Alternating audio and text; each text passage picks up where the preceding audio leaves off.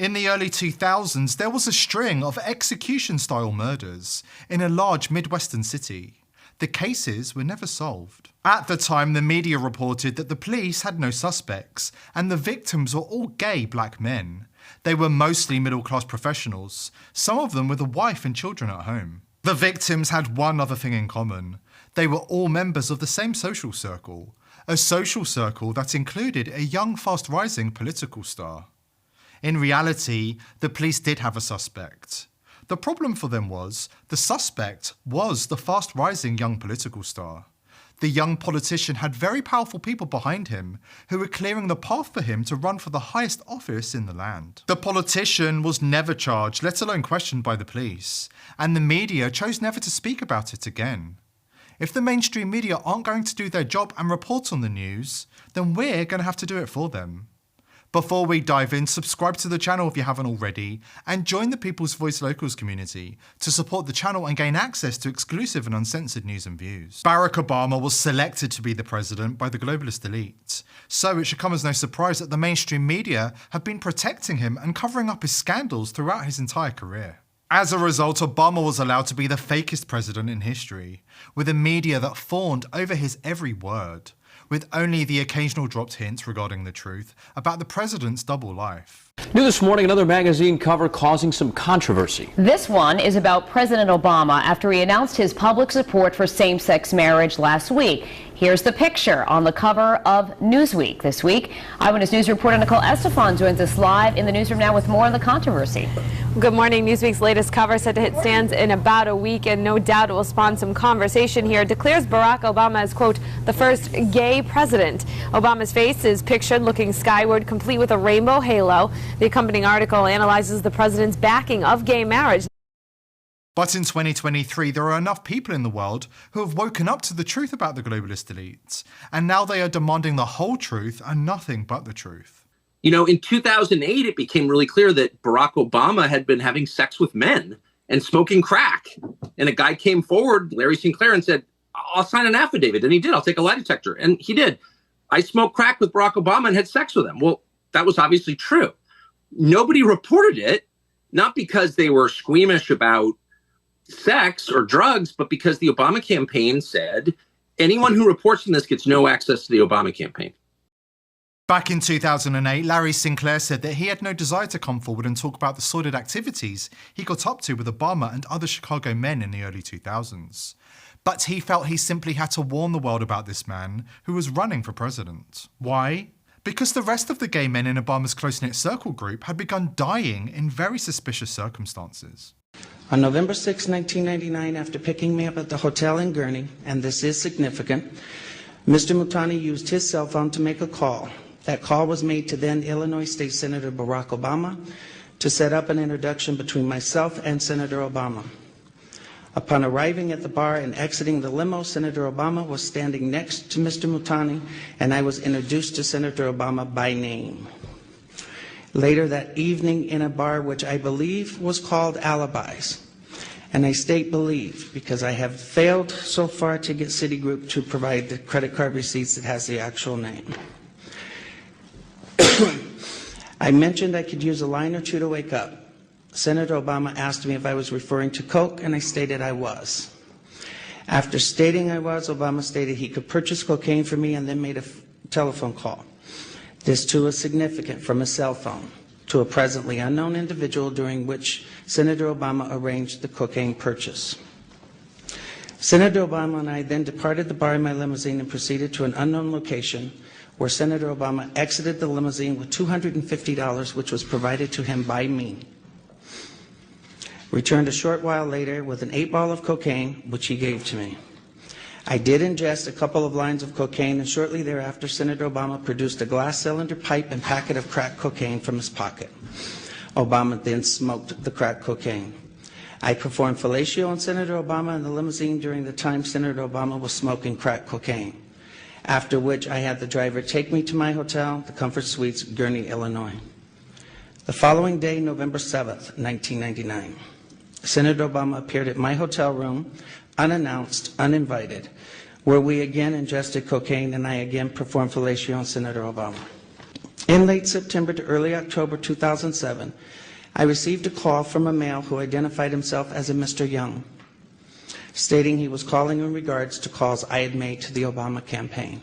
The first call was in fact an attempt by Mr. Young to obtain from me the identities of anyone I had contacted concerning my 1999 allegations against Senator Obama.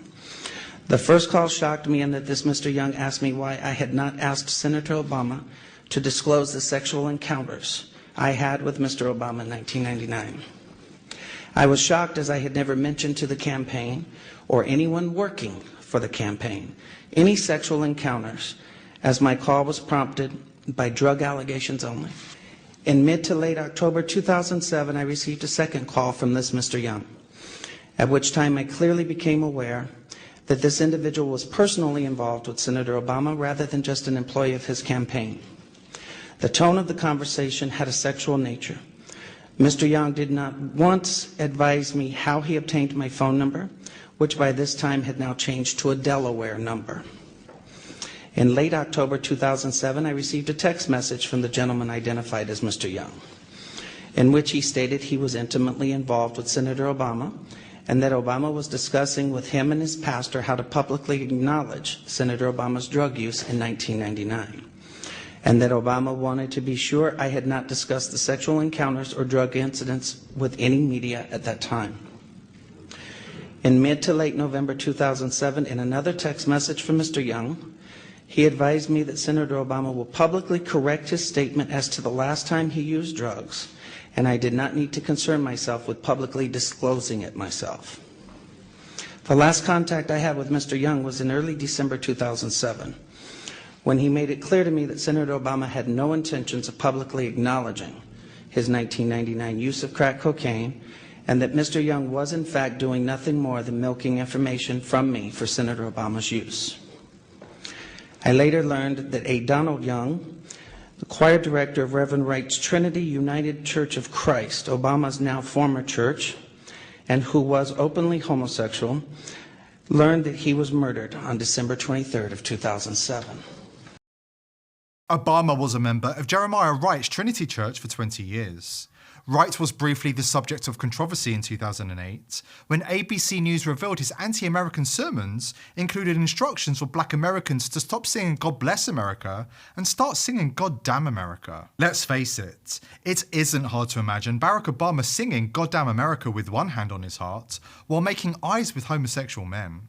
After all, this is the man who told an ex-girlfriend that he dreamed of making love to men daily. But ABC should have investigated further, because independent journalists spoke to several well-placed sources in Chicago's gay community, as well as political sources in the city, who reported that Wright was essentially running a matchmaking service for gay married black professional members of the church, including businessmen, lawyers, and politicians.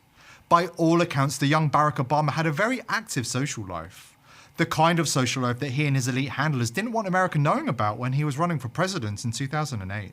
That's when gay men with intimate connections to Barack Obama began dropping dead. 3 homosexual members of Obama's Trinity Church conveniently died within 6 weeks of each other when Obama was running for president. Larry Bland was murdered execution style on November the 17th, 2007. Nate Spencer supposedly died of various exotic illnesses, including HIV. And Donald Young was murdered execution style on December the 24th, 2007. Larry Sinclair wasn't the only one who pointed the finger of blame at Obama. Young's mother spoke out about her suspicions that her son was murdered to protect Obama's reputation and assure his political future as president.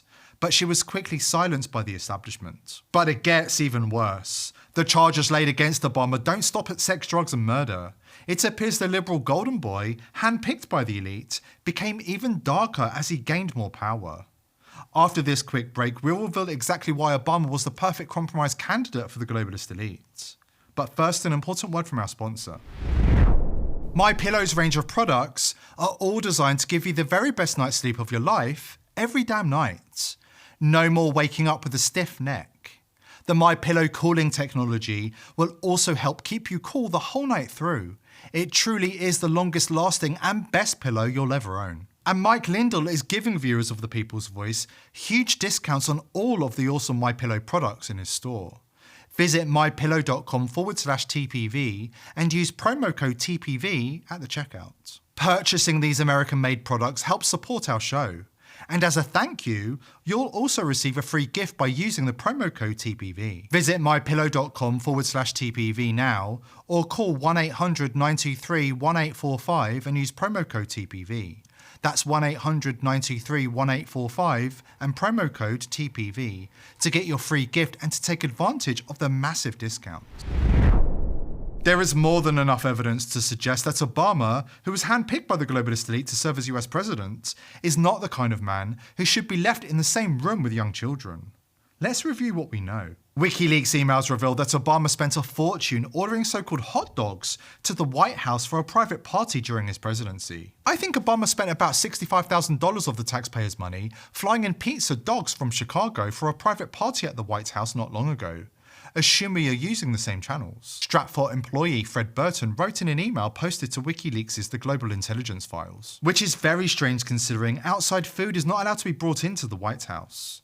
When visiting chefs cook there, they can't bring in pre-prepared sauces, as all ingredients must be obtained by the kitchen staff through secret and secure sources. So why was Obama personally ordering pizza and hot dogs? And why were they so goddamn expensive?